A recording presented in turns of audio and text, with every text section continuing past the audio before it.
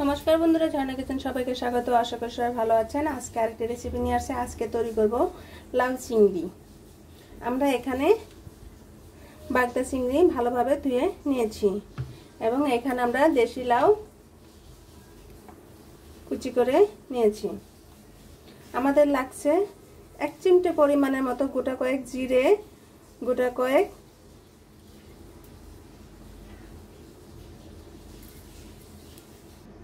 मेथी,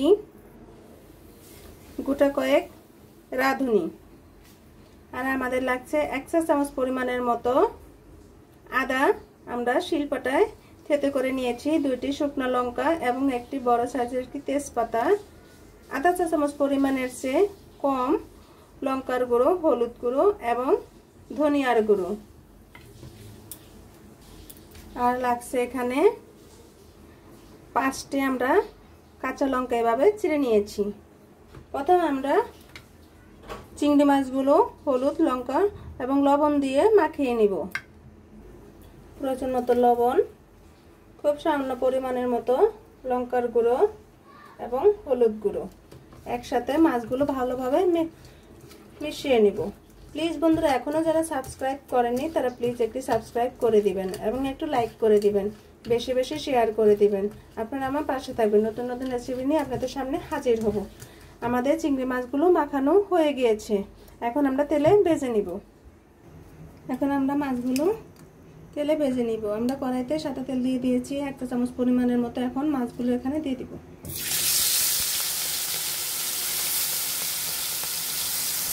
মাছগুলো এখন উল্টিয়ে নিব।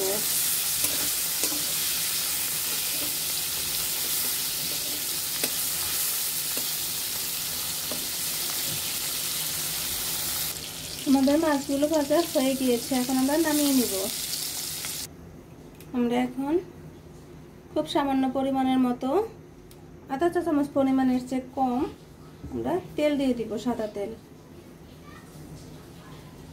এর মাঝে এখন কেটে রাখা লাউ পুরো দিয়ে দিব। আমরা এখন এক একে প্রয়োজন মতো লবণ, আপনারা অবশ্যই লবণটা চেক করে দেখবেন, এবং কেটে রাখা কাঁচা লঙ্কা কুচি, ধনিয়া গুঁড়ো এবং খুব সামান্য পরিমাণের মতো লঙ্কার গুঁড়ো, খুব সামান্য পরিমাণের মতো হলুদ গুঁড়ো, 1 চিমটে পরিমাণের মতো হলুদ গুঁড়ো আমরা দিয়ে দেব।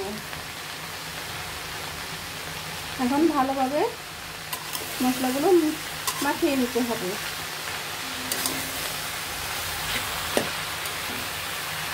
এই গরমে সবচেয়ে ভালো সবজি হলো লাউ।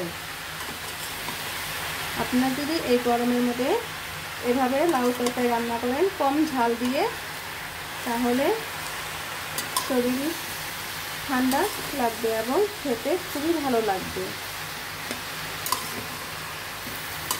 লাউ তরকারিতে বেশি ঝাল হয় না, খুব সামান্য পরিমাণের মতো ঝাল হয়।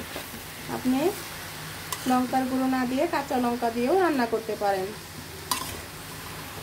এখন আমরা সবজিগুলো ঢেকে দেব।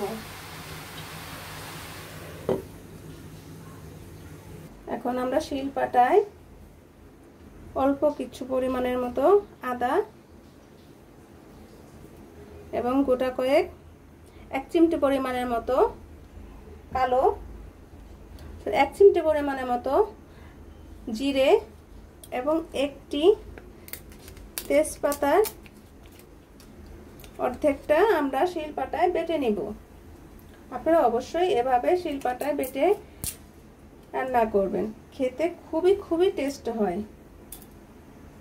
দেখুন বন্ধুরা, আমরা শিলপাটায় বেটে নিয়েছি। আমরা এখানে কোনো পেঁয়াজ এবং রসুনও দিব না, খুব সামান্য পরিমাণের মতো মশলা দিয়ে আমরা রান্না করব, খুব তেল মশলা কম দিয়ে।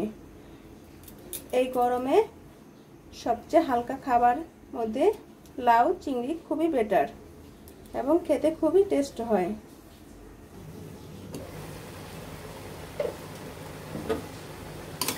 এখন আমরা আবার সবজিগুলো উল্টিয়ে নেব।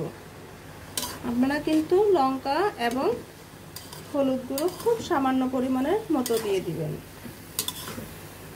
লাউ তরকারিতে কিন্তু খুবই কম মশলা দিয়ে রান্না করলে খুবই টেস্ট হয়। আমরা কিন্তু এখানে কোনো পেঁয়াজ রসুন ইউজ করিনি।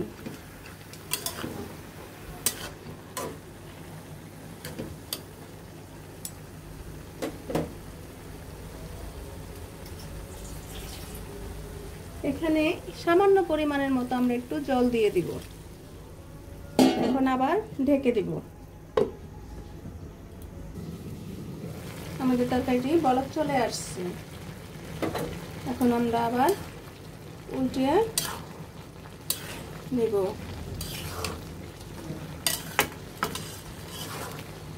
তরকারিটি কত সুন্দর দেখাচ্ছে।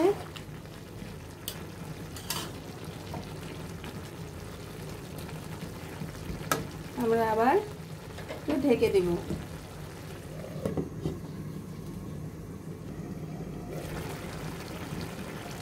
দেখুন বন্ধুরা, আমাদের সবজিটি সিদ্ধ হয়ে গিয়েছে। এখন আমরা তরকারিটি নামিয়ে সম্বার দিয়ে নিব। আমাদের কড়াইটি গরম হয়ে গিয়েছে। এখন আমরা সামান্য পরিমাণ মতো সাদা তেল দিয়ে দিব।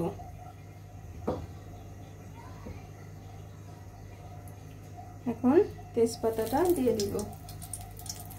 দুটি শুকনো লঙ্কা দিয়ে দিব।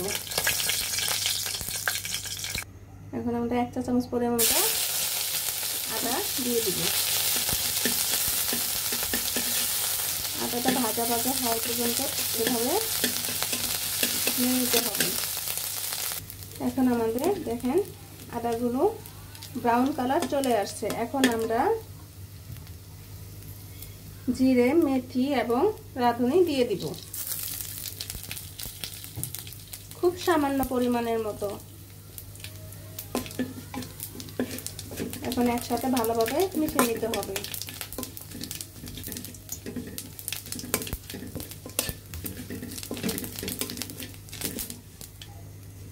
ভাজা ভাজা হয়ে গিয়েছে। এখন আমরা বেটে রাখা কিছু মশলা এখানে দিয়ে দিব। এখন আমরা লাউ তরকারি দিয়ে দিব। এখন আমরা মশলাটা দিয়ে দিব, বাকি মশলা দিয়ে দিব। আপনারা অবশ্যই বাসায় একবার এভাবে লাউ চিংড়ি খেয়ে দেখবেন, কতটা মজার হয়। ছোট বড় সকলেরই পছন্দ। অন্তত এই গরমের মাঝে যদি আপনি এভাবে রান্না করেন, তেল মশলা খুবই কম দিয়ে, খেতে এত টেস্ট হয়। আপনি যখন নিজে রান্না করে খাবেন তখন আপনি বুঝতে পারবেন। এখন আমরা ভেজে রাখা চিংড়ি মাছগুলো এর মাঝে দিয়ে দিব। দেখেন বন্ধুরা, চিংড়ি মাছগুলো লাউয়ের সাথে কত সুন্দর দেখাচ্ছে। আমাদের লাউ চিংড়ি তরকারি হয়ে গিয়েছে। এখন আমরা নামিয়ে নিব। দেখুন বন্ধুরা, আমাদের লাউ চিংড়ি তরকারিটি হয়ে গিয়েছে, কত সুন্দর দেখাচ্ছে। ভিডিওটি দেখার জন্য ধন্যবাদ। Thank you.